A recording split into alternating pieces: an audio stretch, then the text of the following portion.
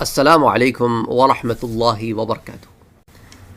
اگر آپ پہلی دفعہ اس چینل پر آئے ہیں تو اس چینل کو سبسکرائب کرنا نہ بھولیں، نوٹیفیکیشن بیل آئیکن پر کلک کرنا نہ بھولیں تاکہ آپ کو ریگولر نوٹیفیکیشن اپڈیٹس مل سکیں اس چینل پر۔ السلام علیکم ورحمۃ اللہ وبرکاتہ۔ عالم برزخ سیریز میں آج آپ کو امام ابن ابی الدنیا کی ایک روایت سناتا ہوں۔ وہ روایت کرتے ہیں کہ ملک شام میں ایک جوان شخص کی موت کا وقت قریب آ گیا تو اس نے اپنے چاچا سے کہا کہ ذرا مجھے یہ تو بتائیں کہ اگر اللہ تعالیٰ مجھے میری ماں کے حوالے کر دے کہ تو اس کے بارے میں فیصلہ کر تو میری ماں میرے ساتھ کیا سلوک کرے گی، کیا برتاؤ کرے گی؟ تو اس کے چاچا نے کہا کہ خدا کی قسم تیری ماں تو فوراً تجھے جنت میں داخل کر دے گی۔ تو اس نوجوان نے کہا کہ اللہ تعالیٰ میری ماں سے زیادہ شفیق ہے، زیادہ مہربان ہے۔ ابھی وہ یہ بات مکمل کر ہی پایا تھا کہ اس کی روح پرواز کر گئی۔ اس کی تجہیز و تکفین کے بعد اس کو قبرستان لے کے جایا گیا، اور اس روایت کے جو راوی ہیں نا ابو خالد، وہ کہتے ہیں کہ میں بھی اس کے چاچا کے ساتھ تھا اور اس کو قبر میں اتارا گیا۔ قبر میں رکھ کر اس پر اینٹیں برابر کر دی گئیں۔ اچانک ایک اینٹ اپنی جگہ سے گر پڑی۔ اس کا چاچا کود کر پیچھے ہٹ گیا۔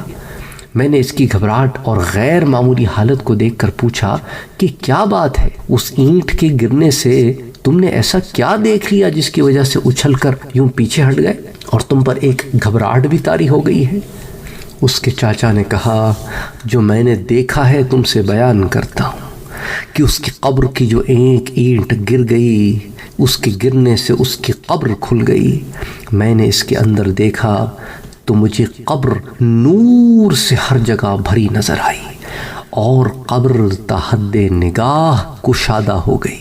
اللہ اکبر، اللہ اکبر، اللہ اکبر، اللہ اکبر۔ اللہ کے نیک بندے ہوتے ہیں نا میرے بھائیوں اور میری بہنوں، تو پھر برزخ سے ہی ان پر آسانیاں شروع ہو جاتی ہیں۔ اس لیے حضرت عثمان غنی رضی اللہ تعالی عنہ قبر پر روتے تھے، اور جب ان کے ساتھی تھے پوچھتے تھے کہ آپ ایسا کیوں کرتے ہیں، تو کہا کہ اگر یہاں پر بیڑا پار تو آگے بیڑے پار، یہاں جو پھنس گیا پھر آگے بھی مشکل ہے۔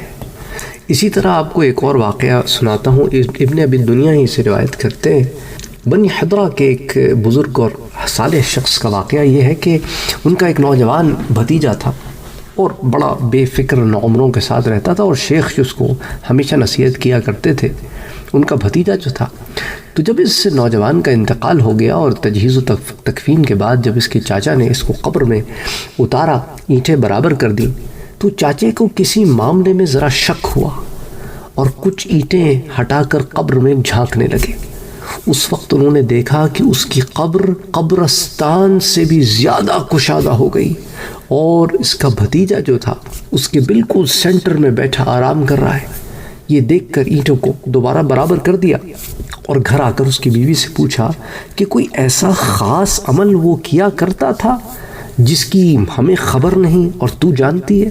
اس کی بیوی نے کہا کہ اس کا معمول یہ تھا کہ جب مؤذن اذان میں اس مقام پر پہنچتا کہ اشہد ان لا الہ الا اللہ، اور پھر جب اس کے بعد اشہد ان محمد رسول اللہ پڑھتا، تو اب یہ اس کا جواب یوں دیتا کہ وہ انا، اور میں بھی گواہی دیتا ہوں، بما شہدت بھی، جس چیز کی تو نے گواہی دی ہے میں بھی اس کی گواہی دیتا ہوں، انا اشہد بما شہدت بھی، اور اس کے ساتھ کہتا اور جو شخص اس سے اعراض کرے، جو شخص اس سے انکار کرے گا، میں اس کو اس کی تلقین کروں گا کہ تو ایک اللہ پر ایمان لا، اس اللہ کے سوا کوئی عبادت کے لائق نہیں، اور اس بات پر بھی کہ محمد مصطفیٰ اللہ کے رسول ہے۔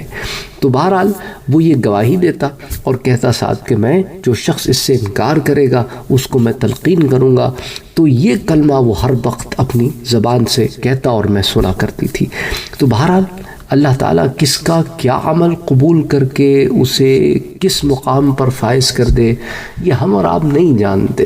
تو بہرحال یہ چند ایک واقعات ہیں نیک لوگوں کے، اللہ تعالیٰ ہمیں بھی توفیق عطا فرمائے کہ ہم نیکی کا راستہ اختیار کریں، نیکی کریں، تقوی و پرہیزگاری کی زندگی گزاریں۔ تقوی سے مجھے ایک واقعہ یاد آیا، کتاب الروح میں آتا ہے سفیان بن عیینہ رحمۃ اللہ علیہ فرماتے ہیں کہ میں نے سفیان ثوری کو خواب میں دیکھا کہ جنت میں کھجور کے درخت سے اڑ کر کسی اور درخت پر جا بیٹھتے ہیں اور اس سے اڑ کر پھر کھجور کے درخت پر آ جاتے ہیں اور فرما رہے ہیں کہ اس جیسی نعمت کے لیے عمل کرنے والوں کو عمل کرنے چاہیے۔ پھر آپ سے پوچھا گیا کہ کن اعمال سے جنت ملی؟ فرمایا پرہیزگاری اور تقوی سے۔ پھر آپ سے پوچھا گیا کہ اچھا علی بن عاصم کا کیا حال ہے؟ فرمایا ان کی کیا پوچھتے ہو؟ ارے ہم تو انہیں تارے کی طرح دیکھتے ہیں، یعنی جیسے تم زمین پر بیٹھ کے آسمان میں تارے دیکھتے ہو تو علی بن عاصم کا تو اتنا اعلیٰ مقام ہے کہ ہم انہیں گویا اسی طرح دیکھتے ہیں جیسے تم زمین سے تاروں کو دیکھتے ہو۔ اللہ اکبر اللہ اکبر اللہ اکبر۔ اللہم صلی وسلم وبارک علی سیدنا وحبیبنا وشفیعنا محمد صلی اللہ علیہ وسلم۔